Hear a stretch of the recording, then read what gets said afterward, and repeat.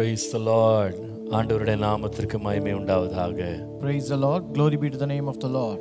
இந்த காலை வேளையிலே மீண்டும் ஒரு முறை தேவனுடைய வார்த்தையை தியானிக்கும்படி கர்த்தர் தம்முடைய சமூகத்திற்கு நம்மை கொண்டு வந்தபடியால் நான் தேவனை மனப்பூர்வமாய் ஸ்தோத்திரிக்கிறேன். I once again thank God for bringing us into His presence to meditate the word of God this morning. இந்த நாளும் கர்த்தர் நம்மோடு இடைபடுவாராக. May the Lord speak with us even today. அவருடைய திவ்ய வார்த்தையினால் நம்மை சந்திப்பாராக. May the Lord meet us through His divine word today. நம்முடைய வாழ்க்கையிலே உண்டாக வேண்டிய மாற்றங்களை தேவன் உண்டாக்குவாராக. May the Lord do great changes that ought to be done in our life. ஆவியானவர் தம்முடைய பூரண சித்தத்தை நிறைவேற்றும்படி தேவனுடைய சமூகத்தில் நாம் ஆயத்தத்தோடு காத்திருப்போம். Let us wait in the presence of the Lord with the preparation that the Holy Spirit may do the things perfectly. ஆழமாம் பிரதிஷ்டை செய்து கொண்டு தோழராம் இயேசுவில் சார்ந்து கொண்டு பாழான லோகத்தை தள்ளிவிட்டு வாழவே செல்கிறேன் மோட்ச வீட்டில் பிரதிஷ்டையை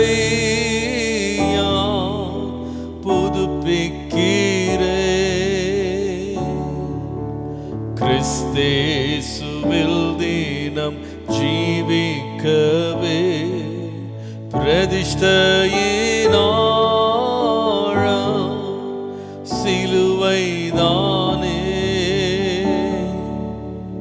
இயேசுவை பின் செல்லுவே,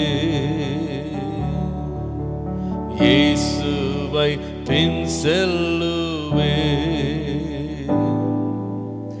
ஈலோக இன்பங்கள் ஒன்றும் வேண்டாம், மேலோக இன்பமே என் வாஞ்சையாம்.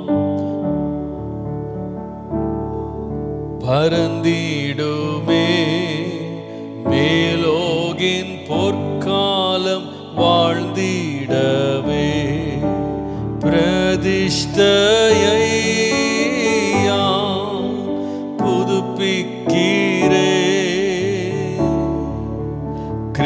கிறிஸ்தேசுவில் தினம் ஜீவிக்கவே பிரதிஷ்டையின் ஆழம் சிலுவைதானே. இயேசுவை பின் செல்லுவே, இயேசுவை பின் செல்லுவே. பாவங்கள் யாதொன்றும் செய்யாமலே பரிசுத்தமாயந்தன் பாதை செல்வே. கரைகள் என் ஆத்மாவில் ஒட்ட வீடே, குறைகளை ஒழித்தேகி பின்னால் செல்வே. பிரதிஷ்டையை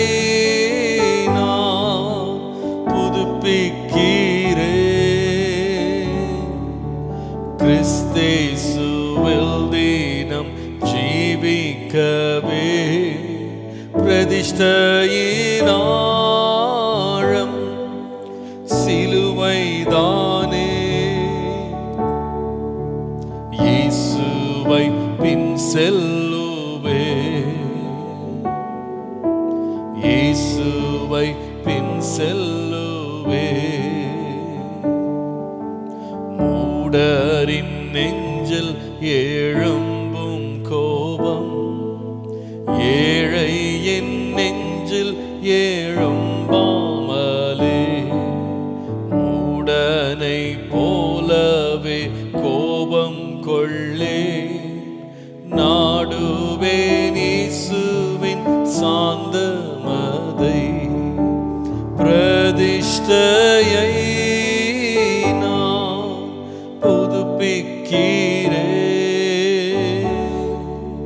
கிறிஸ்தேசுவில் தினம் ஜீவிக்கவே பிரதிஷ்டையின் ஆழம் சிலுவைதானே. இயேசு பின் செல்லுவே, இயேசுவை பின் செல்லுவே. கொள்ளேனே போராமை ஒருவர் மேலும், நிறைப்பேன் என் உள்ளத்தை அன்பினாலே. விரும்புவேன் பிறர் வாழ்வை சந்தோஷமா, இயேசு என் நேசரின் மகிமைக்காக பிரதிஷ்டையை புதுப்பிக்கிறே. கிறிஸ்தேசுவில் தினம் ஜீவிக்கவே, பிரதிஷ்டையின் ஆழம் சிலுவைதானே. இயேசுவை பின் செல்லுவே, இயேசுவை பின் செல்லுவே.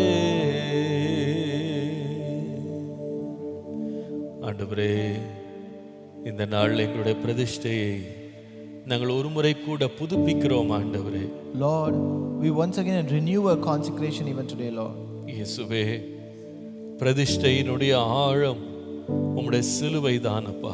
Lord, your cross is the depth of our consecration, Lord. நீர் எங்களுக்காக பரிசுத்த பாதையை தெரிந்தெடுத்து நீர் முன் சென்றிருக்கிறீர். Lord, you have chosen the holy path and gone before us, Lord. எங்களுக்காக பின்பற்றி வரத்தக்க மாதிரியை எங்களுக்கு வைத்திருக்கிறீர். Lord, you have left an example for us to follow, Lord. இயேசுவே, உம்மை மரணபரியந்தம் கீழ்ப்படிதலுக்கு ஒப்பு கொடுத்தீர். Lord, you have committed yourself to obedience until death, Lord. ஆண்டவரே, உம்மை போல பரிசுத்தத்திற்கும் நீதிக்கும் ஆண்டவரே உம்முடைய வழிநடத்தலுக்கும் எங்களை ஒரு முறை கூட நாங்கள் பிரதிஷ்டை செய்கிறோம். Lord, we consecrate ourselves towards your holiness, towards your Lord goodness, Lord Father. ஆண்டவரே, எங்களுடைய வழிகள் உம்முடைய வழிகளாக இருக்கட்டும்பா. Lord, let our ways be your ways, Lord. எங்களுடைய நினைவுகள் உம்முடைய நினைவுகளாக இருக்கட்டும். Lord, let our thoughts be your thoughts, Lord. எங்களுடைய வாஞ்சைகள் உம்முடைய வாஞ்சையாக இருக்கட்டும்பா. Lord, let our desires be your desires, Lord. நீர் என்னில் என்ன விரும்புகிறீரோ அது எங்களில் நிறைவேறட்டும் அப்பா. Lord, let it be fulfilled what you desire in us, Lord. எங்களை குறித்து சாட்சி சொல்லப்படட்டும் ஆண்டவரே. உண்மையும் உத்தமம் உள்ள ஊழியக்காரனே, பிதாவின் சித்தத்தை நிறைவேற்றினவனே என்று பெயர் பெறத்தக்க வாழ்க்கை எங்களுக்கு தாரும் அப்பா. Lord, give us a life, a testimonial life, that it might be testified about us that we are good and honest and faithful servant of God, Lord. ஆண்டவரே, உமக்கு பிரியமானதை செய்ய எனக்கு கற்றுத்தாரும். Lord, teach me to do your will, Lord.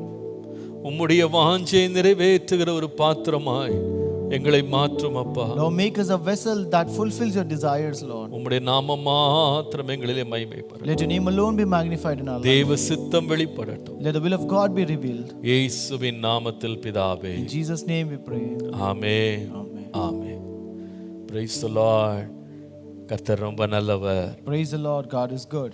169வது தியானத்திற்குள்ள கர்த்தருடைய அளவற்ற கிருபையினால இன்றைக்கு நாம பிரவேசிக்க கர்த்தர் கிருபை கொடுத்திருக்கிறார். The Lord has enabled us and given us grace to enter 169th devotion today. 180 தியானங்களை நிறைவு செய்யறதுக்கு இன்னும் 11 தியானங்கள் இருக்கிறது. We just have 11 devotions left to complete 180 devotions. இந்த நீண்ட பாதையை கர்த்தர் கடக்க பண்ணின அவருடைய தயவை எண்ணி கர்த்தரை ஸ்தோத்திரிக்கிறேன். I really thank God for the favor and the grace and the Lord has surrendered to come through this long way. நீங்களும் பொறுமையோடு நீங்க விடாப்பிடியா எங்களோடு கூட பயணிக்கிற உங்களை ஒவ்வொருவரையும் கர்த்தர் ஆசீர்வதிப்பாராக. And may God bless everyone who are following us patiently and steadfastly. கர்த்தருடைய கிருபை மிக மிக பெரியது. The grace of God is really great. கர்த்தர் நல்லவர். God is good. இன்றைக்கு தொடர்ந்து தியானிக்கலாம். Let us continue our devotion. நீதிமொழிகள் 8ஆம் அதிகாரத்தினுடைய 14 முதல் 18 வசனங்களை நாம் இன்றைக்கு வாசிக்க போகிறோம். We're going to read Proverbs chapter 8 verses 14 to 18. ஆலோசனையும் மெய்ஞானமும் என்னுடையவைகள், நானே புத்தி, வல்லமை என்னுடையது. என்னாலே ராஜாக்கள் அரசாளுகிறார்கள், பிரபுக்கள் நீதி சொல்லுகிறார்கள். என்னாலே அதிகாரிகளும் பிரபுக்களும் பூமியில் உள்ள சகல நியாயாதிபதிகளும் ஆளுகை செய்து வருகிறார்கள். Counsel is mine and sound wisdom. I am understanding. I have strength. By me kings reign and rulers decree justice. By me prince rule and nobles and all the judges of the earth. என்னை சிநேகிக்கிறவர்களை நான் சிநேகிக்கிறேன், அதிகாலையில் என்னை தேடுகிறவர்கள் என்னை கண்டடைவார்கள். I love those who love me, and those who seek me diligently will find me. ஐஸ்வர்யமும் கனமும் நிலையான பொருளும் நீதியும் என்னிடத்தில் உண்டு. Riches and honor are with me, enduring riches and righteousness. கர்த்தருடைய நாமத்திற்கு மகிமை உண்டாவதாக. Glory be to the name of the Lord. உண்மையான மெய் ஞானத்தை தேவனிடத்திலே நாம தேடும்போது, When we seek the true wisdom from God, அதிலே அநேக ஆசீர்வாதங்கள் உள்ளடங்கி இருக்கிறது. there are many blessings which are contained in it. அதுல நம்ம பல ஆசீர்வாதங்களை பல தியானங்களை நம்ம தியானித்திருக்கிறோம். And we have learned and read, meditated many blessings among them. எப்படி ஞானத்தினாலே ஐஸ்வர்யம் வரும், Like how we receive riches through wisdom. ஞானத்தினால எப்படி நாம பேர் பெற முடியும், கனத்தை பெற முடியும். How can we receive honor and name because of this? ஆனால் எனக்கு இதுல ரொம்ப என்னை கவர்ந்த ஒரு வார்த்தை 18ஆம் வசனத்தின் 3வது வார்த்தை பாருங்க. So the third word of verse 18 is the one which attracted me. நிலையான பொருள் என்னிடத்தில் உண்டு என்று சொல்லி ஞானம் சொல்லுகிறது. So here the wisdom says that enduring riches are with me. என்ன இருக்கிறதா? What is it with it? நிலையான பொருள். Enduring riches. கர்த்தருடைய நாமத்திற்கு மகிமை உண்டாவதாக. Glory be to the name of the Lord. நீங்க வேதத்தை வாசித்து பார்த்தீங்கன்னா பொதுவாகவே பொருள் என்பது வேதத்துல நிலையானதாக நீங்க பார்க்க முடியாது. So generally when you read in the Bible, these riches or substances are not enduring in the Bible. நாம் இந்த உலகத்துல சேர்க்கிற பொருட்கள், நம்முடைய பட்டங்கள், நம்முடைய பரிசுகள், பதக்கங்கள் எல்லாமே பார்த்தீங்கன்னா ஒரு நாள் அழிய தான் போகுது. So the education, the titles, the trophies, the name, whichever we earn in this world, everything will vanish one day. என்னதான் நம்முடைய அலமாரிகளை நாம் அதிகமான சாதனை பதக்கங்களை வைத்து அலங்கரித்தாலும் இவைகளெல்லாம் ஒரு நாள் அழிய தான் போகுது. No matter how much you decorate your shelves with all the trophies and achievements, everything will be destroyed one day. 2 பேதுரு 3ஆம் அதிகாரத்தில் இதை குறித்து மிக தெளிவாக அப்போஸ்தலனாகிய பேதுரு எழுதுகிறார். Apostle Peter writes very clearly in 2 Peter chapter 3 here. 7ஆம் வசனத்தை பாருங்க. Verse 3. இப்பொழுது இருக்கிற வானங்களும் பூமியும் அந்த வார்த்தையினாலேயே அக்கினிக்கு இரையாக வைக்கப்பட்டு தேவ பக்தி இல்லாதவர்கள் நியாயந்தீர்க்கப்பட்டு அழிந்து போகும் நாள் வரைக்கும் காக்கப்பட்டிருக்கிறது என்று வாசிக்கிறோம். We read, but the heavens and earth which are now preserved by the same word are reserved for fire until the day of judgment and perdition of ungodly men. வானமும் பூமியும் அக்கினிக்கு இரையாக வைக்கப்பட்டிருக்கிறது. So this heaven and earth are kept for reserved for fire. நீங்கள் அதே 2 பேதுரு 3ஆம் அதிகாரத்தினுடைய 10 முதல் 12 வசனங்களை பாருங்க. If we read 2 Peter chapter 3 verses 10 to 12. கர்த்தருடைய நாள் இரவிலே திருடன் வருகிற விதமாய் வரும், அப்பொழுது வானங்கள் மடமடவென்று அகன்று போகும், பூதங்கள் வெந்து உருகி போகும், பூமியும் அதில் உள்ள கிரியைகளும் எரிந்து அழிந்து போகும். But the day of the Lord will come as a thief in the night, in which the heavens will pass away with a great noise, and the elements will melt with fervent heat. Both the earth and the works that are in will be burnt up. 12ஆம் வசனத்தை பாருங்க. Verse 12. தேவனுடைய நாள் சீக்கிரமாய் வரும்படி மிகுந்த ஆவலோടെ காத்திருங்கள். அந்த நாள் வானங்கள் வெந்து அழிந்து பூதங்கள் எரிந்து உருகி போகும். Looking for and hastening the coming of the day of God, because of which the heavens will be dissolved, being on fire, and the elements will melt with fervent heat. இந்த பூமியில நம்ம மேன்மை பாராட்டி பெருமையா நினைக்கிற ஒரு பொருள் கூட கடைசி நாள்ல நிக்க போறது இல்ல. The things which we boast about in this world are not going to remain forever in this world. எதுவுமே இந்த உலகத்துல நிலையானது இல்ல. So nothing is permanent in this world. நாம என்னதான் ஆழமா அஸ்திபாரம் போட்டு கட்டினாலும் எதுவுமே நிலையானது கிடையாது. No matter how hard you lay the foundation, they are not durable at all. அதனால தான் நீங்கள் சங்கீதங்களின் புத்தகம் 49ஆம் சங்கீதம் 10 முதல் 12 வசனங்களை வாசிப்பீர்களானால், if you read Psalm 49 verses 10 to 12, அங்கே வாசிக்கிறோம், ஞானிகளும் மரித்து அஞ்ஞானிகளும் நிர்மூடரும் ஏகமாய் அழிந்து தங்கள் ஆஸ்தியை மற்றவர்களுக்கு வைத்து போகிறதை காண்கிறேன். For he sees wise men die, likewise the fool and the senseless person perish and leave their wealth to others. தங்கள் வீடுகள் நித்திய காலமாகவும் தங்கள் வாசஸ்தலங்கள் தலைமுறையாகவும் இருக்கும் என்பது அவர்கள் உள்ளத்தின் அபிப்பிராயம். அவர்கள் தங்கள் நாமங்களை தங்கள் நிலங்களுக்கு தரிக்கிறார்கள். ஆகிலும் கனம் பொருந்தியவனாய் இருக்கிற மனுஷன் நிலைத்திருக்கிறதில்லை. அழிந்து போகும் மிருகங்களுக்கு ஒப்பாயிருக்கிறான். Their inner thought is that their houses will last forever, their dwelling places to all generations. They call their lands after their own names. Nevertheless, man, though in honor, does not remain. He is like the beasts that perish. என்ன அருமையா இருக்கு பாருங்களேன். How beautiful it is. அதாவது உங்களுக்கு புரிஞ்சிருக்குன்னு நினைக்கிறேன். I think you can understand this. மனுஷன் இங்கேயே இருக்க போறான் அல்லது அவன் பேர் இங்கேயே இருக்க போகுதுன்னு சொல்லிட்டு அவன் தான் வீடுகளை வாசஸ்தலங்களை தலைமுறையா இருக்கணும் மனசுல அபிப்பிராயம் வச்சுக்கிட்டு தான் வாங்கின நிலங்களுக்கு அவனுடைய பேரை வைக்கிறானா. So these men, they have an opinion or thought that they're going to live here forever, and therefore they want to give the dwelling places to all the generation, and they call their lands after their names.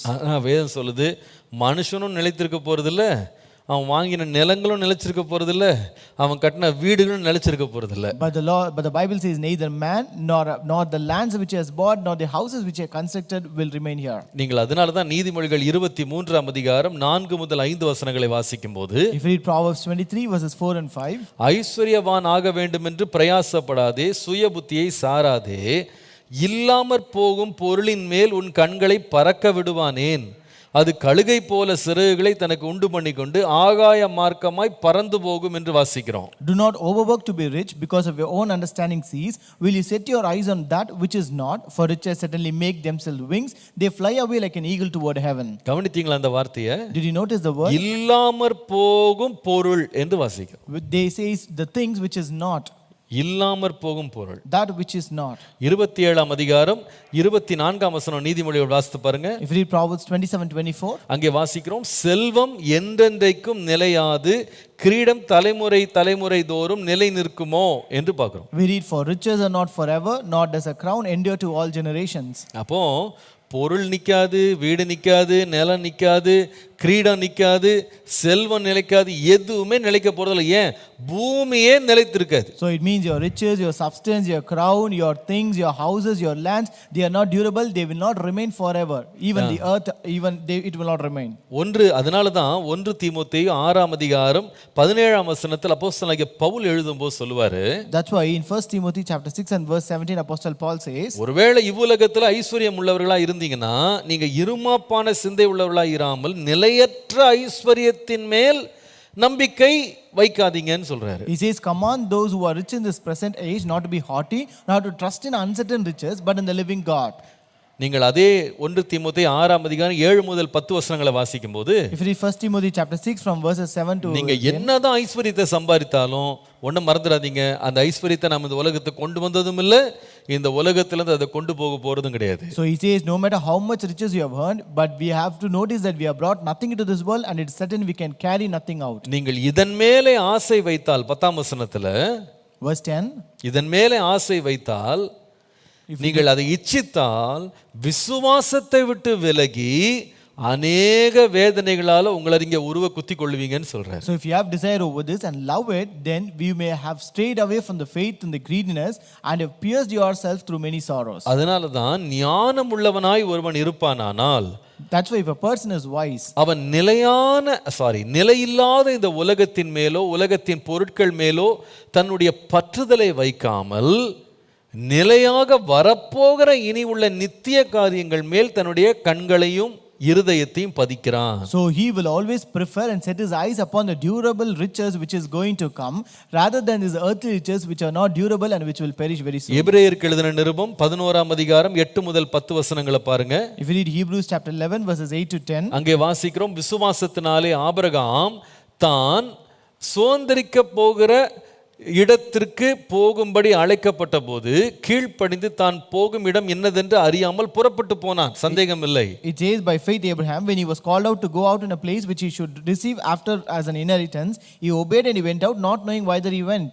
நீங்கள் 10ஆம் வசனத்தில் வாசித்தால், if you read verse 10, ஏனெனில் தேவன் தாமே கட்டி உண்டாக்கின அஸ்திபாரங்களுள்ள நகரத்திற்காக அவன் காத்திருந்தான்.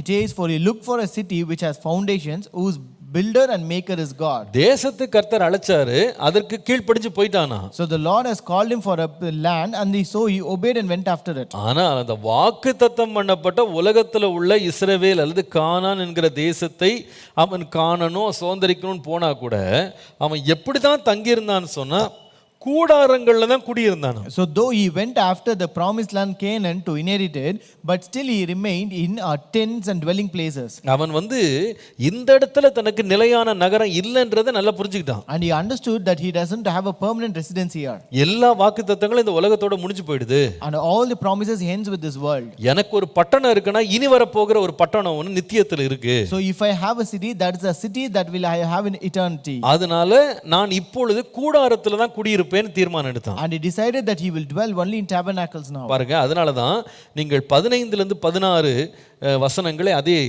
எபிரேயர் 11ல வாசித்தா, If you read Hebrews chapter 11 verses 15 and 16, தாங்கள் விட்டு வந்த தேசத்தை நினைத்தார்களானால் அதற்கு திரும்பி போவதற்கு அவர்களுக்கு சமயம் கிடைத்திருக்குமே, அதை அல்ல, அதிலும் மேன்மையான பரமதேசத்தையே விரும்பினார்கள். ஆகையால் தேவன் அவருடைய தேவனிடப்பட வெட்கப்படுகிறதில்லை, அவர்களுக்கு ஒரு நகரத்தை ஆயத்தம் பண்ணினாரே என்று வாசிக்கிறோம். we read, and truly if they had been mindful of that country from whence they came out, they might have had opportunity to have returned, but now they desire a better country, that is an heavenly, wherefore God is not ashamed to be called their God, for he hath prepared for them a city. நல்லா கவனிக்கணும். Listen carefully. அதனால தான் பவுல் இவ்வளவு கஷ்டப்பட்டு ஊழியம் செய்தாரு.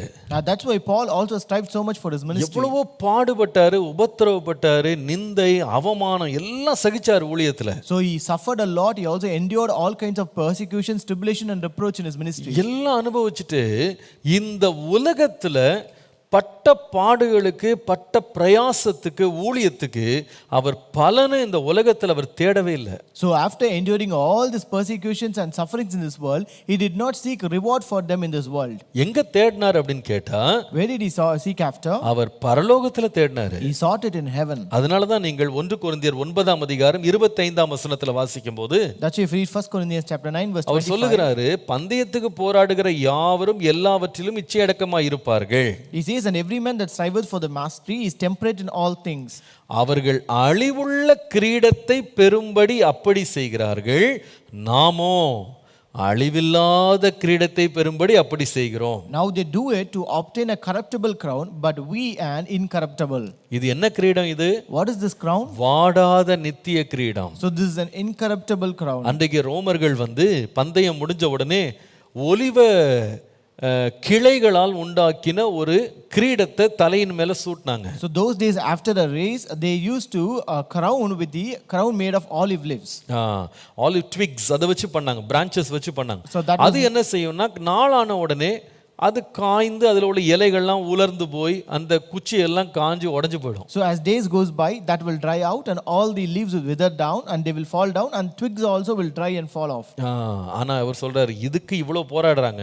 But he says they strive so much for that. உயிரை கொடுத்து போராடுறாங்க. They strive by giving their life for it. நான் இதுக்காக போராடல. But I don't strive for it. இந்த உலகத்துல யாரோ ராஜாவோ யாரோ ஒரு மனுஷனோ எனக்கு கிரீடம் கொடுப்பாங்க, நான் போராடல. I don't strive that a king or a person will crown me in this world. எனக்கு வாடாத ஒரு நித்திய கிரீடத்தை ஆண்டவர் வச்சிருக்காரு. So the Lord has kept a crown with eternal one which doesn't fade away. அதனால தான் சொன்னாரு, நல்ல போராட்டத்தை போராடிட்டேன், என் ஓட்டத்தை முடிச்சேன், விசுவாசத்தை காத்துக்கொண்டேன், இது முதற்கொண்டு நீதியின் கிரீடம் எனக்காக வைக்கப்பட்டிருக்கிறது. That's why he says, I have fought a good fight, I have finished my race, I have kept the faith, and henceforth there is laid for me a crown of righteousness. நம்ம எந்த பிரயாசப்பட்டாலும் இந்த உலகத்துல நிலையான நமக்கு கனமோ மகிமையோ இடமோ நமக்கு நிரந்தரமோ இருக்குன்னு நம்ம நினைச்சிட்டோம்னா நாம் நிச்சயமாகவே வஞ்சிக்கப்பட்டவர்களா மாறிடுவோம். No matter how much you endeavor in this world, if you think that you have a permanent residence, a permanent place, a permanent dwelling here, then we will be deceived by it. நான் சொல்லுவேன், நம்முடைய ஊழிய பாதையில கூட நாம உற்சாகம் அடைகிறதுக்கு நம்ம இங்க உள்ள நிலையில்லாத பொருளையோ புகழையோ பணத்தையோ நம்ம ஆதாரமா வச்சு ஊழியம் செய்தா நிச்சயமா ஒரு நாள் நம்ம சோர்ந்து போயிடுவோம். So even in our ministry, in order to be encouraged, if we keep these worldly things or worldly riches as basis for it, then we will be deceived one day. நான் அதை பார்த்திருக்கிறேன். I have seen that. உலகத்துல மனிதன் நமக்கு பாராட்டு கொடுக்கறாங்க அப்படின்ற அடிப்படையில நம்ம எந்த ஒரு காரியத்தையும் செய்ய ஆரம்பிச்சா ஒரு நாள் நிச்சயமா ஏமாந்து போவோம். ஏன்னா ஒரு நாள் பாராட்டு நின்று போகும். So if we do anything based upon the appreciation of men in this world, then one day we will be disappointed because all this appreciation will stop one day. பாராட்ட பெறது தப்பு இல்ல, பாராட்டு கிடைக்கிறது கிடைக்காது நான் சொல்லல. So it's not wrong to get appreciation, or I don't say that we don't get appreciation. நிறைய வேளை கிடைக்கும். Many times we will get it. அதன் மேல மனதை வச்சிட கூடாது. But we should not place your heart upon it. எத்தனையோ முறை நம்முடைய முயற்சிகள், ஊழியங்கள், பிரயாசங்கள், கடின உழைப்புகள், நம்முடைய பாடுகள் வந்து ஜனங்கள் அறியாமலே போயிடுவாங்க, அதை பாராட்டாமலே போயிடுவாங்க, ஏன் மறந்து கூட போயிடுவாங்க. So many times our sufferings, our persecutions, the strife, the suffering that we may do, that will be forgotten by people, that they may not see it or ignore it at times. சில வேளையில கடினமாக பிரயாசப்படும் போது சில வேளையில் அதோடைய பலன் வந்து உலகத்தில் பரிகாசமாக கூட கிடைக்கலாம். Sometimes when you work so hard, it might be a mockery that you receive in this world. ஆனால் நான் சொல்லுவேன், அதன் மேலே உங்கள் கண்ணை வைத்தா அழிந்து போகிற கிரீடம் ஒரு நாள் வாடிடும். But I tell you, if you set your eyes upon it, that is a fading crown which will fade away. ஆனால் ஒவ்வொரு ஊழியனும் ஒன்று கவனிக்கணும். But every servant of God should notice this. எனக்கு ஒரு அழியாத நித்திய கிரீடம் இருக்கு. So there's an incorruptible crown laid up for me. இங்க இருக்கிற பாராட்டு குறைஞ்சாலும் கர்த்தர் ஒரு நாள் என்னை புகழுவார். Though I lose appreciations here, the Lord will appreciate me one day. அதை நான் தேடி போகணும். And that I should seek after. அதை வாஞ்சிக்கணும். That I should desire. அதை விரும்பணும். And I should desire it. அதை நேசிக்கணும். I should love it. அப்படி நீங்க இருந்து பாருங்க, நிச்சயமா நீங்க ஒரு நாள் சோர்ந்தே போக மாட்டீங்க. If you be so, you will never grow weary. நான் சொல்லுவேன், ஒருவேளை இந்த உலகத்தையே நீங்கள் மார்க் 8:36 வாசிக்கிறது போல உலகத்தையே நம்ம ஆதாயப்படுத்திட்டு ஜீவனை நஷ்டப்படுத்தினா லாபம் என்னன்னு போட்டிருக்கு. So according to Mark 8:36, it says, if you were to get into heaven with nothing but your soul, that was preferable to gaining the whole world. நான் சொல்லுவேன், இன்றைக்கு நம்ம தீர்மானம் எடுக்கணும். ஆண்டவரே, என்னுடைய நிலையான ஐஸ்வர்யம், நிலையான பலன், நிலையான பொருளுக்கு நேராக என் கண்ணை திருப்புற கிருபை தாரும். So today we have to pray, Lord, give me grace to turn my eyes towards durable riches, durable things of the eternity, Lord. இன்றைக்கு நான் உங்களை எதுக்கு நேராக கவனத்தை திருப்ப விரும்புகிறேன்னா, இந்த நீதிமொழிகள் 8ஆம் அதிகாரம் 18ஆம் வசனத்தில் இந்த ஞானம் சொல்லுது, நிலையான பொருள் என்னிடத்தில் உண்டு என்று வாசிக்கிறோமே, அது என்ன அது? So today I want to turn your attention towards Proverbs 8:18, where it says about enduring riches. What is that enduring riches? நிலையான பொருள்னா என்ன? What is that enduring riches? நாம நினைக்கிறது போல பொன்னும் வெள்ளியும் நிலமும் சொத்தும் சுகமுமா? So is that gold, silver or land or possession as we think? இது நிலையானதா இருந்திருக்குமானா சாலமோன் அன்றைக்கு ஆண்டவர் வந்து உங்ககிட்ட என்னப்பா வேணும் நீ கேட்கறத நான் தர்றேன்னு சொல்லும்போது நிச்சயமா அவன் பொண்ணை கேட்டிருக்கலாம், வெள்ளியை கேட்டிருக்கலாம். So if they are the enduring riches, that day when God asked Solomon, what do you want, he would have asked for silver, gold and other riches. ஆனா அவன்கிட்ட தேவன்கிட்ட வந்து அந்த பொருளையும் பொன்னையும் அவன் கேட்கல. But he did not ask for those riches or substance or possessions. ஞானத்தை தெரிந்து கொண்டான். He chose wisdom.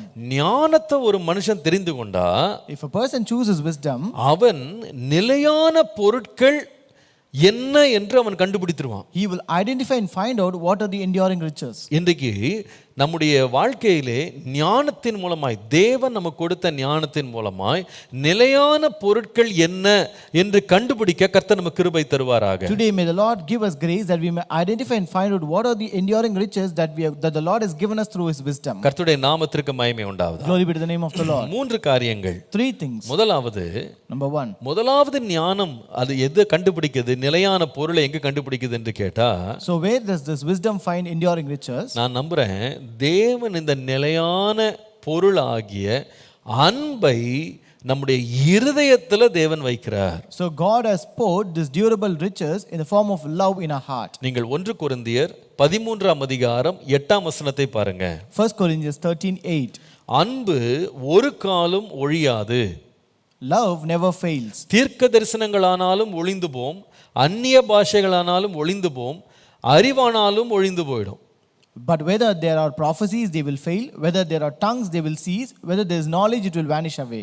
அப்போ நமக்கு தேவ ஞானம் இருக்குமானா நம்ம ஒன்றை விளங்கிக் கொள்வோம், நிலையான ஐஸ்வர்யம் எங்க இருக்கு?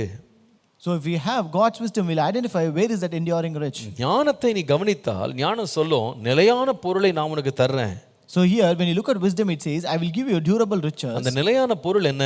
What is a durable rich? முதலாவது தேவன் நம்முடைய இருதயத்திலே வைக்கும் நிலையான அன்பு. So that is the first one, which is the love which the Lord has poured in our hearts. வாசிக்கிறோம் பாருங்க, தீர்க்க தரிசனங்கள் ஒளிந்து போய்டுமா, அந்நிய பாஷைகள் ஓய்ந்து போய்டும், அறிவு கூட ஒளிந்து போய்டுமா. So here it says, these prophecies they will fail, and tongues they will cease, and knowledge will it also vanishes away. ஆனால் எது ஒழியாதுன்னா அன்பு மட்டும் ஒழியாது. But love never fails. இந்த அன்பினுடைய பூரணம் எங்கே இருக்கிறது? So where is this full perfection of love? நான் சொல்லுவேன், உலகம் கூட அன்பு கொடுக்குது, அன்பு கொடுக்குறேன்னு சொல்லுது. Even the world also claims that it gives us love. ஆனால் உண்மையான அன்பு எங்க இருக்குன்னா தேவன்ல தான் இருக்கு. But the true love is in God. ஏன் தெரியுமா? தேவனே அன்பாய் இருக்கிறார். Because God is love. அவர் எப்படி ஒழியாம இருக்கிறாரோ அதே போல அவருடைய அன்பும் ஒழியவே ஒழியாது. Like how he never fails, his love also never fails. அன்பிலேயே நிறைய அன்பு இருக்கு. In love we have many loves. மாமிச அன்பு இருக்கு. We have fleshly loves. பொருள் மேல் உள்ள அன்பு இருக்கு. We have love upon substance. மனித அன்பு இருக்கு. Love on people. இச்சைக்கு அடுத்த அன்பு இருக்கு. Love on lust. நிறைய அன்பு இருக்கு. We have many loves. ஆனா ஒரு அன்பு பரத்திலிருந்து இறங்கி வருது. But one love comes from heaven. அந்த அன்பு எப்படிப்பட்டது தெரியுமா? What kind of love is that? நீங்கள் ரோமர் 5ஆம் அதிகாரம் 5ஆம் வசனம் வாசித்தா, Read Romans 5 and verse 5. நமக்கு அருளப்பட்ட பரிசுத்த ஆவியினாலே தேவ அன்பு நம்முடைய இருதயங்களிலே ஊற்றப்பட்டிருக்கிறது என்று வாசிக்கிறோம். We read the love of God has been poured out into our hearts by the Holy Spirit which was given to us. என்ன அருமையா இருக்கு பாருங்க. How beautiful it is. இந்த அன்பு எங்க இருந்து வந்ததுன்னா மாம்சத்திலிருந்தோ பொருளிலிருந்தோ உலகத்திலிருந்தோ வந்த அன்பு கிடையாது. So this is not a love that came from this world of flesh or from any substance. நான் சொல்லுவேன், இது எல்லா அன்பு ஒளிஞ்சு போய்டும். I tell you, all these loves will fail. ஆனால் தேவனுடைய அன்பினாலே அவருடைய பரிசுத்த ஆவியினாலே இயேசு கிறிஸ்து மூலமாய் நமக்குள்ளே ஊற்றப்பட்ட அன்பு இருக்கு பாருங்க, அது ஒழியவே ஒழியாது. But this love of God which has been poured into our hearts by the Holy Spirit through Jesus, that will never fail. இன்னைக்கு நிறைய பேர் பல அன்புகளை தேடி போறாங்க. Today many people seek after many love. அந்த அன்பெல்லாம் ஒரு ஆசையா இருக்கு கொஞ்ச நாள். That love is like a desire for some time. அது ஒரு மோகமா இருக்கு. It is like a lust. அது ஒரு பிரியமா இருக்கு. It is like a delight. ஆனா கொஞ்ச நாள்ல அந்த ஆசை, பிரியம், மோகம் எல்லாமே மறைஞ்சு போயிடுது. But after some time all this love, desire, lust will fade away. ஆனா நம்ம அன்பு எங்க இருந்து வரணும்னு சொன்னா பரிசுத்தாவியின் மூலமா நம்முடைய இருதயத்துல ஊற்றப்படணும். But our love should be poured through Holy Spirit into our hearts. அது எந்த உறவிலேயும் பரிசுத்தாவியானவர் ஏவப்பட்டதினாலே நாம் அன்பு கூறுவோமானால் அவருடைய அன்பில் ஊற்றப்பட்டு நிலைத்திருக்கிற அன்பா இருக்குமானா அது ஒழியவே ஒழியாது. It might be any relationship, if you are triggered by the Holy Spirit to love, and if that Holy Spirit's love remains in a heart, that will never fail. நிறைய பேர் பாருங்க, நம்ம வேதம் சொல்லுகிறபடி புருஷர்களே உங்கள் மனைவிகளில் அன்பு கூறுங்கள் அப்படின்ற வசனம் இருக்கு. So as the Bible says, husband love your wives. மனைவிகளும் புருஷன் மேல் அன்பா இருக்கணும்ன்றது வேதம் சொல்லுகிறது. The Bible also says wives should have loved their husbands. எப்படி இந்த அன்புல நிலைச்சிருக்கிறது? How to remain in this love? திருமணமானவர்களை போய் கேட்டு பாருங்களேன். You ask people who are married. இந்த அன்புல நிலைச்சிருக்கிறது அவ்வளவு சாதாரணமான காரியம் நினைக்கிறீங்களா? Do you think it's an easy task to remain in this love? மாம்ச அன்பை வைத்துட்டு தோற்றத்தின் மேல் உள்ள அன்பை வச்சு அழகின் மேல ஆரம்பிச்ச அன்பை பார்த்தீங்கன்னா கொஞ்ச நாள் வாடி போயிடும். So if you think the love which has started based upon their appearance or stature or upon their outer appearance, that will fade away. பாருங்க, ஏன்னா வயது ஆக ஆக வெளியில இருக்கிற அழகும் மங்கி போயிடும். Because as ages and days goes by, the outer appearance and the beauty will fade away. தோல்ல இருக்கிற அன்பு தோல் சுருங்கி போயிடும். So the love on the skin, that when the skin actually wrinkles, it actually fails. அப்போ நம்ம அது மேல அன்பு வச்சீங்கன்னா அது நிக்காது. So if you place your love upon that, that will not remain. நிறைய பேர் என்னமோ அன்பே ஒழியாதுன்னு சொல்லி இந்த அன்பை கண்ணால பார்த்து இச்சையினால அழகுனால மயக்கப்பட்டு அந்த அன்பு மேல அப்படியே ஆதாரமா ஃபவுண்டேஷன் வச்சுட்டு போறவங்க பார்த்தீங்கன்னா 10 வருஷம் 15 வருஷம் ஓடுது அது. So many people who say that this love never fails, the one who love based upon the outer appearance and beauty, that love may remain for other 10 years. ஆனா இதே போல அழகுள்ள வேற ஒரு ஆளை பார்த்த உடனே 10 வருஷத்துக்கு அம்மா புத்தி மாறி போகுது. But again when they see a similar person who is beautiful like them, after 10 years they are again turned towards them. யாரை பார்த்து உன்னை நான் வாழ்நாளெல்லாம் நேசிப்பேன்னு சொன்னாங்களோ அதே ஆளை பார்த்து உன்னை பார்த்தாலே பிடிக்கலன்னு சொல்றாங்க. The same person unto them who they said I will love you forever, unto the same person they say I don't like you at all. உன்னை வெறுக்கிறேன். They say I hate you. என் முகத்திலே நிக்காத. You don't stand before me. ஏன் இப்படி சொல்றாங்க? Why do they say that? அந்த அன்பு தூண்டப்பட்டது எங்கன்னா தோற்றத்தினால. Because that love was triggered because of the outer beauty. தோற்றம் மங்கிடும். Your outer appearance will fade. பொருள் மேல வைத்து பொருள் மேல ஆசை வச்சு அன்பு கூற ஆரம்பிச்சா பொருளும் ஒரு நாள் காலியா போய்டும். So if you love based upon the desire of that substance, that substance will just fade away one day. பணம் ஒரு நாள் விலை இழந்து போகும். So money will lose its value one day. எல்லாமே மாறிடுங்க. Everything will change. ஒன்று மட்டும் மாறாது. But one thing will never change. தேவ அன்பு மாறவே மாறாது. The love of God will never change. அதனால தான் புருஷர்களே உங்கள் மனைவியில் அன்பு கூறுங்க, மனைவி உங்கள் புருஷன் அன்பு கூறுங்க.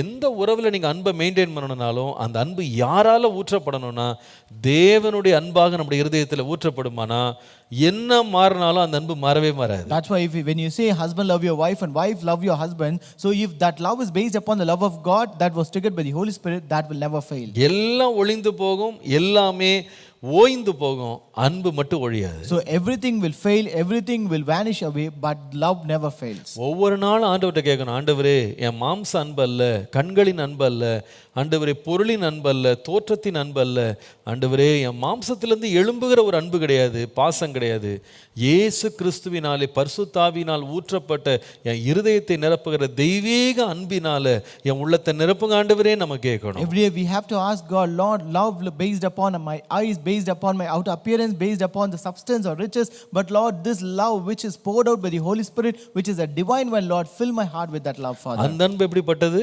How is that love? அததான் நீங்க 1 கொரிந்தியர் 13ஆம் அதிகாரத்துல பெரிய லிஸ்டா நீங்க படிக்கலாம். So that's what you can read in 1 Corinthians chapter 13 as a big list. நிறைய பேர் இத சாதாரண அன்பு நினைக்கிறாங்க, இது தேவனுடைய அன்பு. Many people consider this to be an ordinary one, but this is the love of God. இந்த அன்பு எப்படிப்பட்டது? 4ஆம் வசனத்துல பாருங்க. Verse 4 says, அன்பு நீடிய சாந்தம், தயவுள்ளது, அன்புக்கு பொறாமை இல்லை, அன்பு தன்னை புகழாது, இருமாப்பாயிராது, அயோக்கியமானதை செய்யாது, தற்பொழிவை நாடாது, சினமடையாது, தீங்கு நினையாது, அநியாயத்தில் சந்தோஷப்படாமல் சத்தியத்தில் சந்தோஷப்படும், சகலத்தை தாங்கும், சகலத்தையும் விசுவாசிக்கும், சகலத்தையும் நம்பும், சகலத்தையும் சகிக்கும், அன்பு ஒரு காலம் ஒழியாது. So it says, love suffereth long and is kind, love envieth not, love vaunteth not itself and is not puffed up, doth not behave itself unseemingly, seeketh not her own, it's not easily provoked, thinketh no evil, rejoiceth not in iniquity, but rejoiceth in the truth, beareth all things, believeth all things, hopeth all things, endures all things, love never fails. பாருங்க, நீங்க வேணா இந்த இந்த லிஸ்ட்ல அன்புனுடைய குணாதிசயங்களை ஒரு பெரிய list போட்டு இந்த எல்லா குணாதிசயங்களையும் அன்பினுடைய பிரதிபலிப்புகளையும் நீங்க மாமிச அன்பினால நிறைவேற்ற முடியுமா நீங்க ட்ரை பண்ணி பாருங்களேன். So you try to list down all the characteristics of love that is mentioned here and try to identify or research and find whether you can fulfill all the fleshy love through fulfill all these characters through the love of the flesh. உங்களால கண்டிப்பா நிறைவேற்றவே முடியாது. So you cannot surely do it. உதாரணமா பாருங்களேன், அன்புக்கு நீடிய பொறுமை இருக்குமா? So it says love has a long suffering. ஏங்க உலகத்தில் உள்ள அன்புக்கு நீடிய பொறுமை இருக்கா? So does the worldly love have a long suffering? அன்புக்கு பொறாமை இருக்காதான். It says love envious not. உலகத்தினுடைய அன்பினால பொறாமை இல்லாம இருக்க முடியுமா? So will you not envy in this world? ஏங்க இந்த அன்புன்ற பேர்ல ஒருத்தனை கொலை பண்றாங்க. They kill each other because of love. ஏன்னு சொன்னா அன்பினால.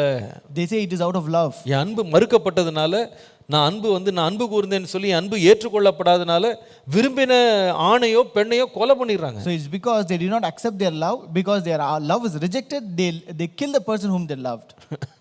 இது மாம்ச அன்பை பத்தி இங்க பேசல. So this doesn't speak about the love of the flesh here. இயேசு கிறிஸ்துவின் மூலமாய் பரிசுத்தாவினாலே ஊற்றப்பட்ட அன்பு இருந்தாதான் இந்த அன்பினுடைய நற்கிரியைகளை நம்ம வெளிக்காட்ட முடியும். Only if you have the love of God that has been poured into heart by the Holy Spirit, we can reveal these characteristics. ஒருவன் உண்மையாய் ஞானம் அடைவானானால் அவன் கண்டுபிடிப்பான், மாம்ச அன்பு ஒழிஞ்சு போயிடும், ஆனா தேவனுடைய அன்பு என்னதுன்னா நம்முடைய இருதயத்தில் உள்ள நிலைத்திருக்கிற பொருளா இருக்கும். If a person finds true wisdom, he will find out this worldly love will fail, but this love of God which is poured out into our hearts by the Holy Spirit, that has remained forever. இப்போ முதலாவது இந்த நிலையான பொருள் ஞானம் கொண்டு வருது பாருங்க, அது என்னன்னு சொன்னா நிலைத்திருக்கிற அன்பு, நம்முடைய இருதயத்தில் வைக்கப்பட்ட அன்பு. So number one, God has poured the durable riches in our heart, that is love. கர்த்தருடைய நாமத்திற்கு மகிமை உண்டாவதாக. Glory be to the name of the Lord. ரெண்டாவது, number two, இந்த நிலையான பொருளை நான் தர்றேன்னு இந்த ஞானம் சொல்லுது. என்ன நிலையான பொருள்? So what is this enduring rich or durable rich which this wisdom promises? ரெண்டாவது ஒரு பொருள் இருக்குங்க, அது நீங்க மத்தேயு எழுதின சுவிசேஷம் 5ஆம் அதிகாரம் 18ஆம் வசனத்துல வாசிக்கலாம். You can read that in Matthew chapter 5 and verse 18. மத்தேயு 5:18. Matthew 5:18. வானமும் பூமியும் ஒளிந்து போனாலும் நியாயப்பிரமாணத்தில் உள்ளதெல்லாம் நிறைவேறும் அளவும் அதில் ஒரு சிறு எழுத்தாகிலும் ஒரு எழுத்தின் உறுப்பாகிலும் ஒளிந்து போகாது என்று மெய்யாகவே உங்களுக்கு சொல்லுகிறேன். For assuredly I say to you, till heaven and earth pass away, one jot or one title will by no means pass from the law till all is fulfilled. மத்தேயு 24:35 பாருங்க. Matthew 24:35. வானமும் பூமியும் ஒழிந்து போகும், என் வார்த்தைகளோ ஒளிந்து போவதில்லை என்று வாசிக்கிறோம். We read, heaven and earth will pass away, but my words will by no means pass away. ரெண்டாவது நான் சொல்லுவேன், Number 2, ஒருவன் ஞானத்தை அடைவானானால் அவன் என்ன கண்டுபிடிப்பான்னா, இந்த நிலையான பொருளாகிய தேவனுடைய வார்த்தையை கர்த்தர் நம்முடைய கரங்களில் கொடுத்திருக்கிறார் அப்படின்ற உணர்வை அவன் பெற்றுக்கொள்வான். so if a person have the true wisdom, he will identify that God has placed durable riches in the form of the word of God in our hand. நம்முடைய கரங்களில் அதை கொடுத்திருக்கிறார். He has given us it in our hand. முதலாவது நிலையான பொருளாகிய அன்பை நம்முடைய இருதயத்துல ஊற்றி இருக்கிறாரு. Number 1, God has poured durable rich in the form of love in our heart. ரெண்டாவது நிலையான பொருளாகிய தேவனுடைய வசனத்தை நம்முடைய கரங்களில் கொடுத்திருக்கிறார். Number 2, God has placed durable rich, that is the word of God in our hand. இந்த வார்த்தை ஒளியவே ஒளியாது. This word will never fail. பேதுரு இதை குறித்து எழுதும்போது, When Peter writes about it, 1 பேதுரு 1 24 25 வாசிப்பீர்களானால், read 1 Peter chapter 1 verses 24 and 25. மாமிசம் எல்லாம் புல்லை போலவும் மனுஷருடைய மகிமை எல்லாம் புல்லின் பூவை போலவும் இருக்கிறது. புல் உலர்ந்தது, அதன் பூவும் உதிர்ந்தது. He says, all flesh is as grass, and all the glory of man as the flower of the grass. The grass withers, and its flower falls away. ஆனால் கர்த்தருடைய வசனமோ என்றென்றைக்கும் நிலைத்திருக்கும். உங்களுக்கு அது சுவிசேஷமா அறிவிக்கப்பட்டிருக்கிற வசனம். But the word of the Lord endures forever.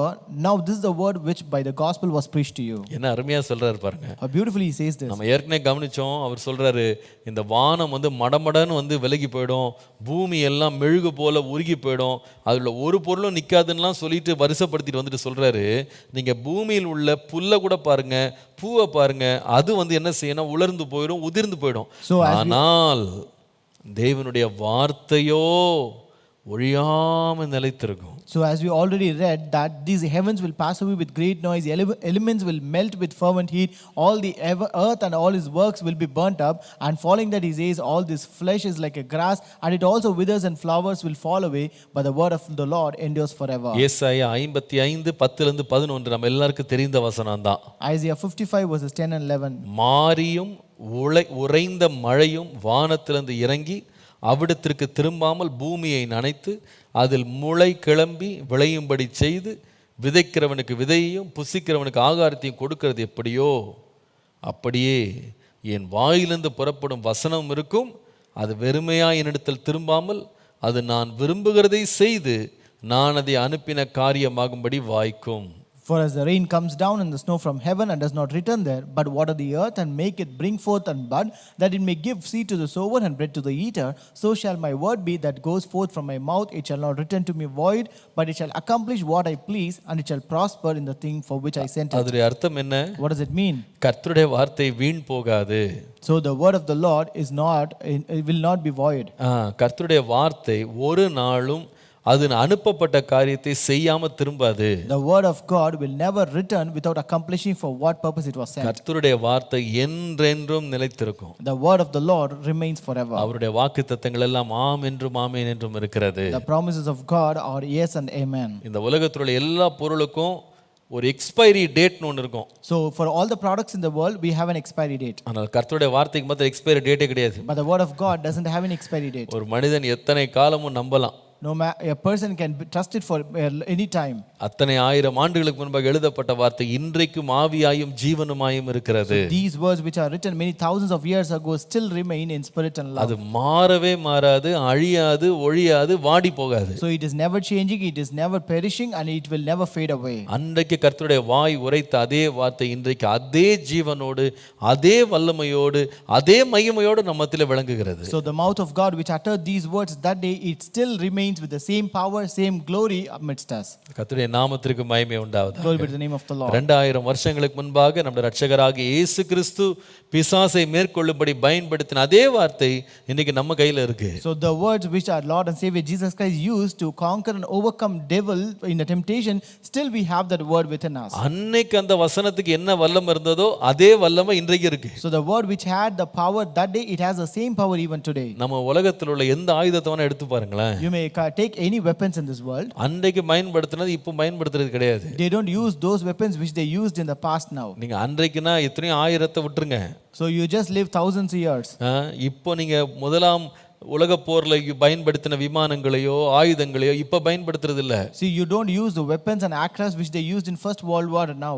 அன்றைக்கு ஈட்டிகளையும் பட்டைகளையும் இன்னைக்கு யாராவது பயன்படுத்துறாங்களா? கிடையாது. Those days they used the swords and spears, but today they don't use it. புதுசா கண்டுபிடிக்கிறாங்க. They discover new weapons now. அதுக்கு எத்தனையோ கோடிகளை செலவழித்து அதை வாங்கி சேகரிச்சு வைக்கிறாங்க. They spend so much crores and millions for that, and they gather and ஒரு collect it. காலம் கடந்த உடனே அது காலாவதியா போயிடுது. So after a period they just expire.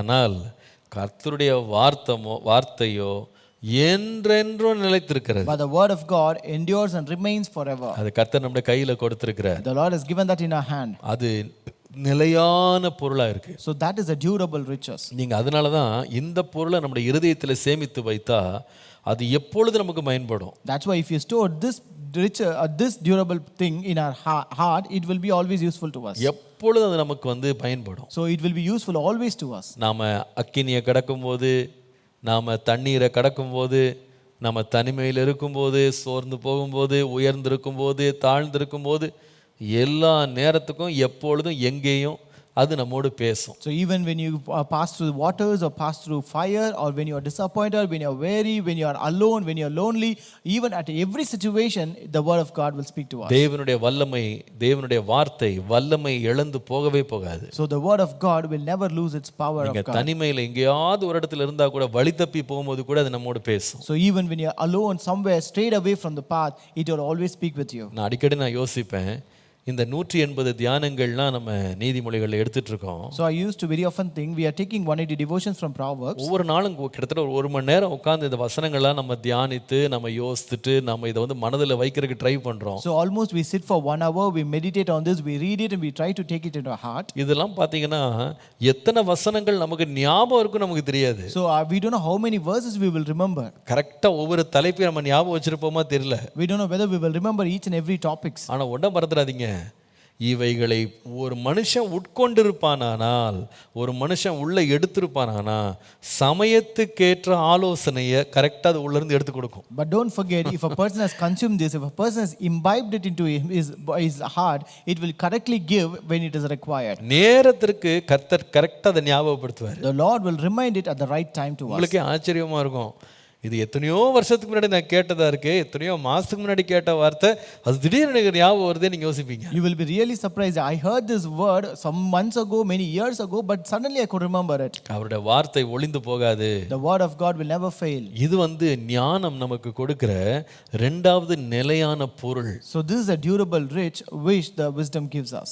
முதலாவது நிலையான பொருள் என்னன்னா அன்பு. அது தேவனுடைய அன்பு, நம்முடைய இருதயங்கள்ல தேவன் அதை வைக்கிறார். So the first durable riches is love which the Lord has poured into our heart. இரண்டாவது அவருடைய ஞானத்தினால் நாம் கண்டுபிடிக்கக்கூடிய இரண்டாவது நிலையான பொருள் தேவனுடைய வார்த்தை. அதை தேவன் அவருடைய கரங்கள்ல வைத்திருக்கிறார். Number 2, the durable riches is the word of God which the Lord has placed in our hand. அதை வாசித்து உட்கொள்ள வேண்டியது நம்முடைய பொறுப்பு. And it is our responsibility to read and intake it. மூன்றாவது ஒன்று இருக்கு.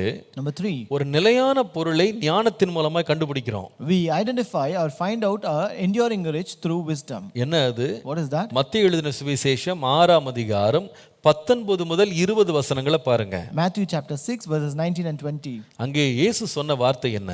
What is the word said by Jesus here? பூமியிலே உங்களுக்கு பொக்கிஷங்களை சேர்த்து வைக்க வேண்டாம், இங்கே பூச்சியும் துருவும் அவைகளை கெடுக்கும், இங்கே திருடனும் கன்னமிட்டு திருடுவார்கள். பரலோகத்திலே உங்களுக்கு பொக்கிஷங்களை சேர்த்து வையுங்கள், அங்கே பூச்சியாவது துருவாவது கெடுக்கிறதும் இல்லை, திருடர் கன்னமிட்டு திருடுகிறதும் இல்லை.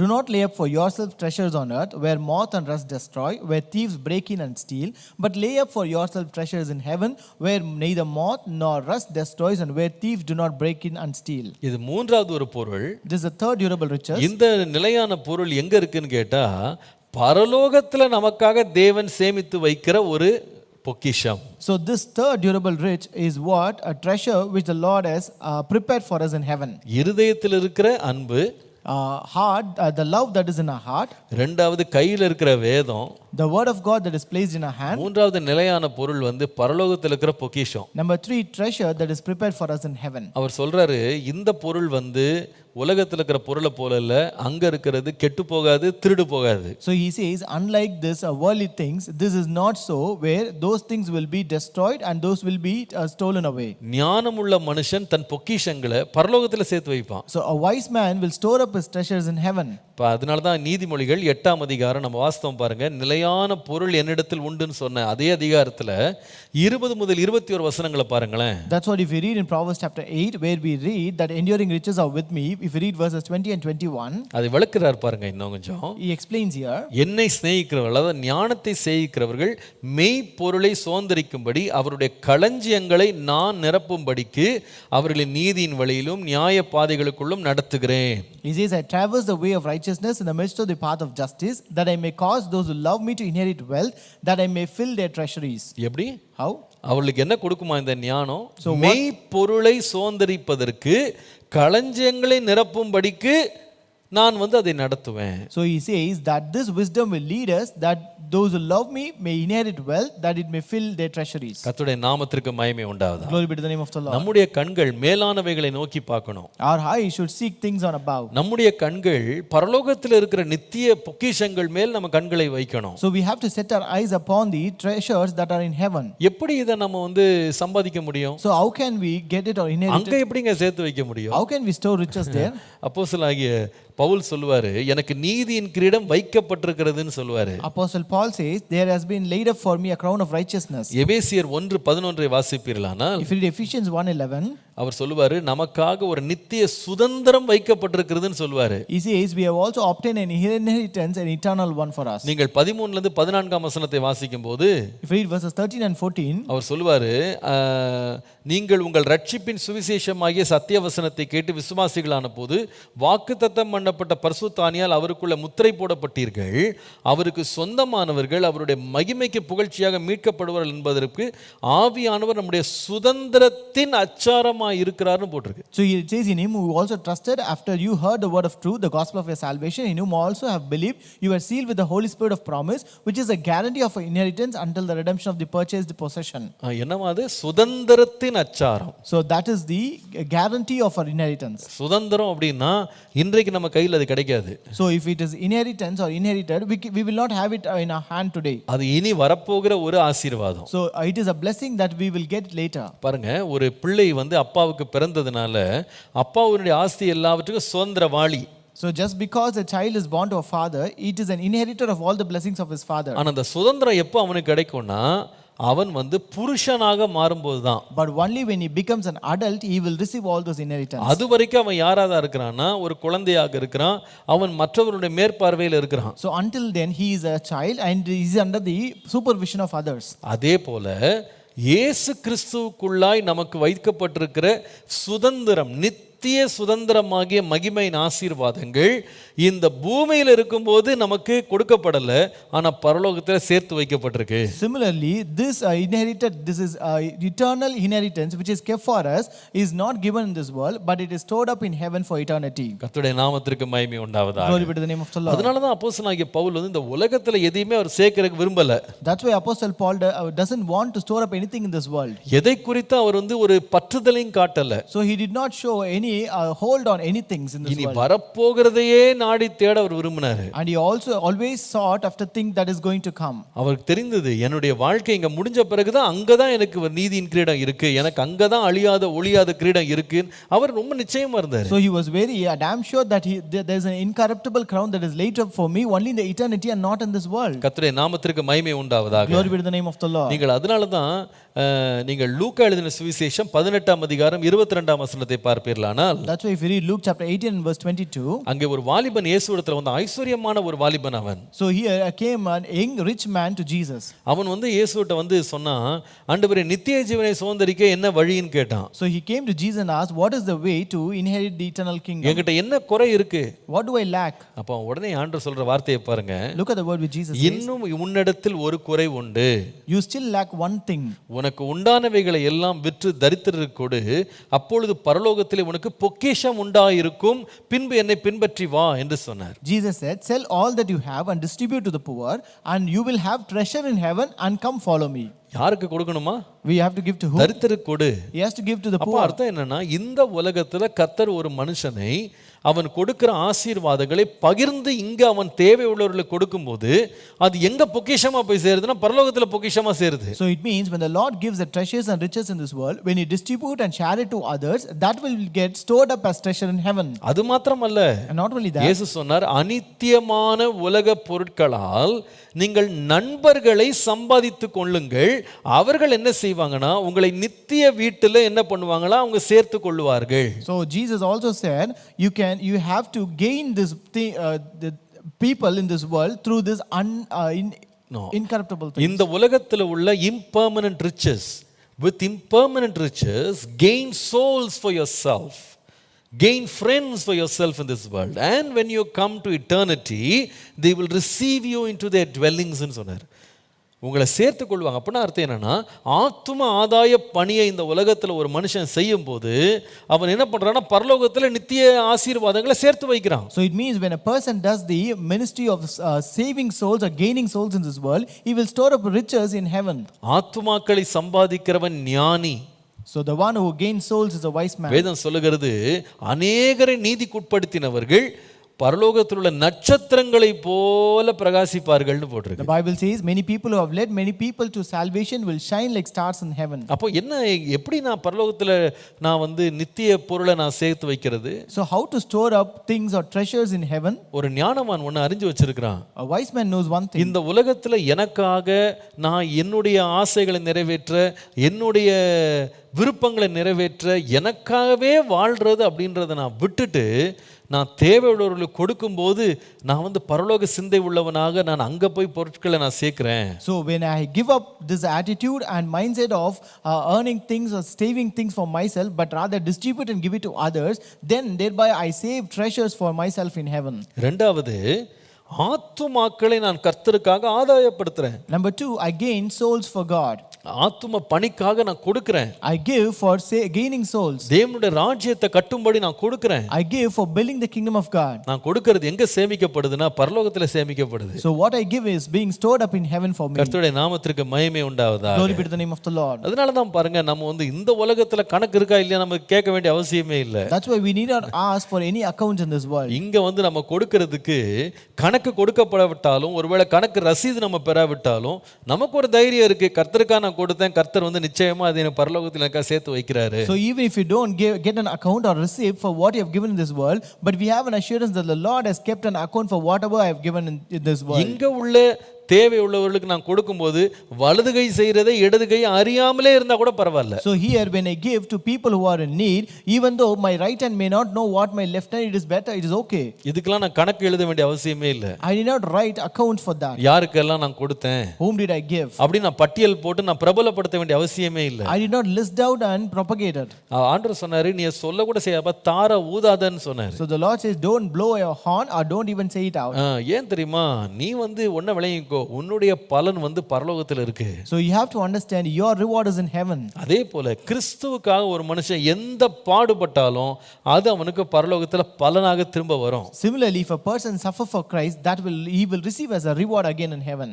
நாம் அவரோட கூட பாடுபட்டால் அவரோடு கூட அரசாளுவோம். If you suffer with him, we will reign with him. நம்ம இந்த உலகத்துல தேவனுக்காக அவருடைய வார்த்தையின்படி நம்ம எதை செய்யறோமோ அதுக்கு பலனை கர்த்தர் வைத்திருக்கிறார். So if we do anything for God in this world according to his word, the Lord has kept a reward for us in heaven. நாம் ஏறெடுக்கிற ஜெபங்கள், the prayers that we make, நாம் செய்கிற ஊழியங்கள், the ministries that we do, நாம் செய்கிற தான தர்மங்கள், the alms that we give, கர்த்தருக்காக நம்ம கொடுக்கிறது, the thing which we give for God, கர்த்தருக்காக ஓடி உழைக்கிறது, when we work for God, அந்த கணக்கெல்லாம் ஆண்டவர் எங்க இருந்து ஆரம்பிக்கிறார்? ஆண்டவர் சொன்னார், ஒரு கலசம் தண்ணீரை நீ வந்து தீர்க்கதரிசி நாமத்து நிமித்தம் நீ கொடுத்தால் அதோட பலனை நீ அடையாமல் போக மாட்டாயினாரு. The Lord says, if you give a small glass of water for a prophet's sake, you will not go without receiving a reward for that. எனக்கு இங்கிலீஷ்ல வந்து இதே வார்த்தை வந்து எப்படி போட்டிருக்குன்னா, if you give a glass of cold water னு போட்டிருக்கு.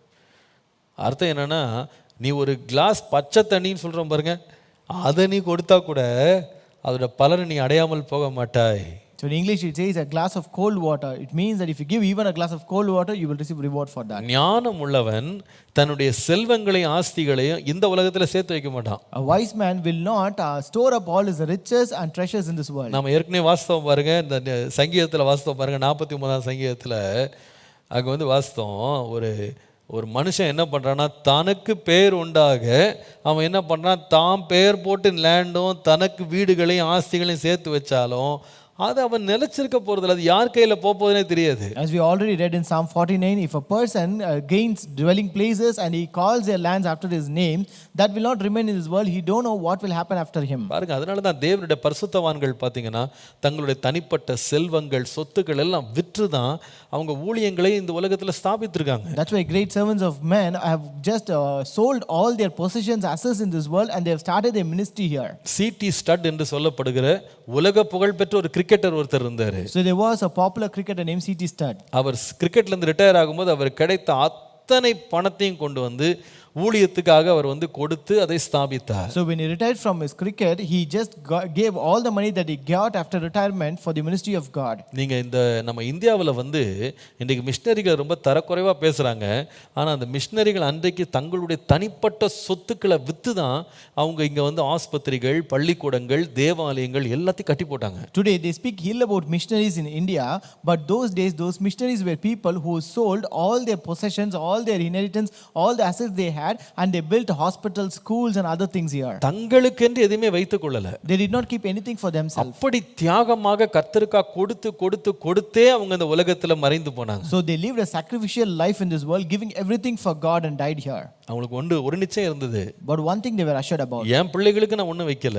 I did not keep anything for my children. என் பேர்ல ஒண்ணும் வைக்கல. I did not store up anything in my name. எல்லாத்தையும் கர்த்தருக்கு நான் கொடுத்தேன். I have given everything for God. ஆனா எனக்கு ஒரு நிச்சயம் இருக்கு. ஒரு நாள் தேவன் எனக்கு பரலோகத்துல அத்தனை எனக்காக பொக்கிஷமா சேர்த்து வைத்திருப்பார். But I have an assurance one day the Lord will store up all the things for me as a treasure in heaven. ஆகவே நம்ம இந்த உலகத்துல கர்த்தருக்காக நம்ம இழக்கிற ஒன்றை நஷ்டமாக நம்ம பார்க்கவே கூடாது. அது ஒரு இன்வெஸ்ட்மெண்டா பார்க்கணும். So therefore whatever we lose for God in this world, we should not consider it as a loss, but it's a profit and investment. தேவை உள்ளவர்களுக்கு கொடுக்கும்போது அது ஒரு நஷ்டமாக அல்ல, எனக்காக தேவனுடைய பர்வதத்தில் நான் வந்து சேர்த்து வைக்கிறேன். So when you give for people in need, it is not a loss to you, but I just store up as a treasure in heaven. கர்த்தருடைய ஊழியத்துக்கு நான் கொடுக்கும்போது கர்த்தருக்கு கொடுக்கிறேன் அப்படின்னா நிச்சயமா ஒரு பலன் கர்த்தர் எனக்கு தருவார். So when I give for ministry of God, when I give it to God, it means the Lord will surely reward me for it. ஒவ்வொரு நாளும் நாம் போய் கர்த்தருக்காக ஒரு சின்ன வேலை செய்யலாம். ஒரு சின்ன டிராக்ட்ஸ் ஊழியம் செய்யலாம், நம்ம சுவிசேஷம் ஊழியம் செய்யலாம், ஓடி ஆடி நம்ம பிரயாசப்படலாம், நம்ம மற்றவர்களுக்கு வேதத்தை போதிக்கிற வசனமா இருக்கலாம். என்ன பிரயாசம் நம்ம கர்த்தருக்காக பட்டாலும் அதற்கு ஒரு பலன் இருக்கு. So it might be a small ministry you might be doing, giving a tracts ministry or gospel ministry, you might be running somewhere, you might be teaching the word of God to someone. For every work of God there's a reward kept for you in heaven. சொல்லுவேன், நாம செய்கிற ஒவ்வொரு கிரியைக்கும் நீதி உள்ள நியாயாதிபதியா கர்த்தர் அந்நாள் நமக்கு பலன் தருவார். As a righteous judge, the Lord will give us reward for all the works that we do here. ஆனா ஒரு மனநிலை நமக்கு இருக்கணும். But one thing we should have in our mind, எதை செய்தாலும் மனுஷனுக்கென்று செய்யாம கர்த்தருக்கென்று செய்யணும். Whatever we do, we should not do it for man, but we should do for God. பரிசேயர் ரொம்ப பிரயாசப்பட்டாங்க. Pharisees also endeavored much. ஆனா அவங்களுடைய பலன் வந்து முடிஞ்சு போயிடுச்சுன்னு ஆண்டவர் சொன்னாரு. But the Lord says the reward is ended. ஏன் தெரியுமா? இந்த உலகத்திலே அவங்க பலன் வந்து வாங்கிட்டாங்களாம். அவங்களுக்கு வந்து வேண்டிய பரிசை வாங்கிட்டாங்கன்னு சொன்னாரு. The Lord says that they have received all the reward in this world itself. அவங்களுக்கு பரலோகத்துல பலன் இல்ல. There is no reward in heaven for them. ஏனென்றா It's because அவங்க தான தர்மம் செய்தாலும், அவங்க ஜெபம் பண்ணாலும், உபவாசம் எடுத்தாலும், அவங்க எல்லாம் மனுஷனுக்காக மனுஷன் பார்க்கும்படி அவங்க செய்தாங்க. It's because even though they give alms, they pray or fast, they did everything that men may see them. அவங்க கண்ணோட்டம் வந்து நித்திய பலனுக்காக அவங்க கண்ணோட்டம் இல்லவே இல்லை. Their perspective was not towards eternity. ஆனா அவங்க கண்ணோட்டம் எல்லாமே இவ்வளவு கொடுத்தா எனக்கு இந்த உலகத்துல என்ன பேர் கிடைக்கும், என்ன புகழ் கிடைக்கும், என்ன பட்டம் கிடைக்கும், என்ன பதவி கிடைக்கும், இதுவே தான் அவங்களுடைய இன்ஸ்பிரேஷனா இருந்துச்சு. So the inspiration and intention was that whatever if I give this in this world, what will I get for it? What will I gain because of this in this world? என்ன பேர், என்ன புகழ், என்ன பட்டம், என்ன பதவி, இதுதான் அவங்களுடைய பர்சியூட்டா இருந்துச்சு. So the pursuit were actually what is the name, what is the title, what is that I can gain in this world? நான் சொல்லுவேன், நம்ம பர்சியூட் அது வேண்டாம். Our pursuit should not be so. மனுஷன் அதை அங்கீகரிக்கிறானோ அங்கீகரிக்கலையோ, கேட்குறானோ கேட்கலையோ, புகழ் கொடுக்குறானோ கொடுக்கலையோ, ஏற்றுக்கொள்கிறானோ இல்லையோ, நான் கர்த்தருக்காக செய்கிறேன். No matter man acknowledges or not, whether they accept it or not, whether they appreciate it or not, I give it for God. Hallelujah. Hallelujah. அப்படி நீங்க செய்து பாருங்க. If you do so, நம்முடைய பலன் பரலோகத்தில் மிகுதியா இருக்கும். Our reward will be abundant in heaven. ஞானமுள்ள மனுஷனுடைய எண்ணம் எப்பவுமே அப்படிதான் இருக்கும். The attitude of wise man will be always so. ஞானம் சொல்லி கொடுக்கும், உன்னுடைய பொருள் வந்து நித்திய பொருளா உனக்கு நான் சேமிச்சு தரேன். So wisdom will teach that I will store up your reward as an eternal treasure. அதற்கு உனக்கு கற்று தர்றேன். And I teach you for that. ஆம், என்னுடைய பலன் பரலோகத்தில் இருக்கிறது. Yes, my treasure and my reward is in heaven. காலைல சொல்லுவோம், ஆண்டவரே அந்த நித்திய பலன் மேல் நோக்கமா இருக்க கிருபை தார். This morning let us say, Lord, let me be focused upon that eternal reward, Lord. ஞானம் நித்திய பொருட்களை, நிலையான ஐஸ்வரியத்தை, நிலையான பொருட்களை நம்ம கொடுப்பேன் என்று வாக்கு பண்ணுகிறது. Wisdom promises that it gives us enduring riches. என்ன நிலையான பொருட்கள்? What is the durable riches? முதலாவது இருதயத்திலே இருக்கும் நிலையான அன்பு. So that is first the love that is poured in our heart. பரிசுத்தாவியினால் ஊற்றப்பட்ட அன்பு. The love that is poured through the Holy Spirit. நிலையான பொருள் இரண்டாவது என்ன? What is the second durable riches? என்னுடைய கையிலே கொடுக்கப்பட்டுள்ள அழியாத ஒழியாத தேவனுடைய நித்திய வார்த்தை. It is the word of God which never fades away, that is given in my hand. மூன்றாவது, Number 3. ஞானம் கொடுக்கிற மூன்றாவது நிலையான பொருள் என்ன? What is the third durable riches which is பரலோகத்திலே சேர்த்து வைக்கப்படுகிற நித்திய பொக்கிஷங்கள். So that is the eternal treasure that is prepared for me in heaven. ஆண்டவரே ஞானத்தை எனக்கு தந்து நிலையான பொருட்களை நான் சம்பாதிக்க கிருபை தார். Lord, give me wisdom and help me to earn this enduring riches through it, Lord. ஜெபம் பண்ணுவோமா? Shall we pray? அன்பின் ஆண்டவரே, எங்களுக்கு கற்றுக் கொடுத்த பாடங்களுக்காக நன்றி. Loving God, thank you for the lessons you have taught us. எங்களுடைய இருதயம் நிலையானவைகளை தேடி போகட்டும். Lord, let our heart seek after enduring riches, Lord. ஆண்டவரே, அழிந்து போகிற கிரீடத்தை நாங்கள் நேசியாதபடி அழிவில்லாத நித்திய கிரீடங்களுக்கு நேராக எங்களுடைய கண்களை திருப்பும். Lord, turn our focus and eyes towards incorruptible crown, that we may not love corruptible crown of this world, Lord. இனி வரப்போகிறதை நாடி தேடுகிற ஒரு இருதயத்தை தார். Lord, give us a heart that seeks and pursues after things that are to come. ஆண்டவரே, உம்முடைய நித்திய பலன்கள் மேல் நோக்கமாக இருக்க கிருபை தார். Lord, give us grace to be focused on the eternal rewards, Lord. ஆண்டவரே, எங்களுக்கு கொடுக்கப்பட்டுள்ள எல்லாவற்றின் மூலமாக நித்திய வீட்டில் நாங்கள் பொக்கிஷங்களை சேர்க்க கிருபை தார். Lord, give us grace to store up treasures in eternity through the things which you have given us, Lord. ஒளியாத பரிசுத்தாவினால் ஊற்றப்படுகிற அன்பினால் எங்கள் உள்ளங்களை நிரப்பும். Lord, fill our hearts with that love of God which the Holy Spirit pours into us. இயேசுவின் நாமத்தில் பிதாவே. In Jesus' name we pray. Amen. Amen. Amen. Praise the Lord. கர்த்தர் உங்களை ஆசீர்வதிப்பாராக. கர்த்தர் உங்களோடு இருப்பாராக. Praise the Lord. May God bless you. May God be with you.